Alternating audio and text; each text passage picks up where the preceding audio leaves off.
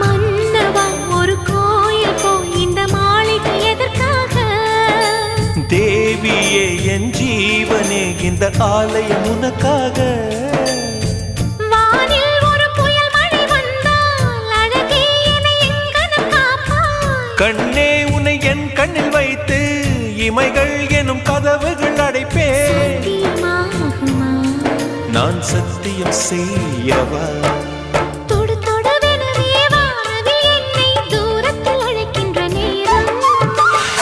Uva,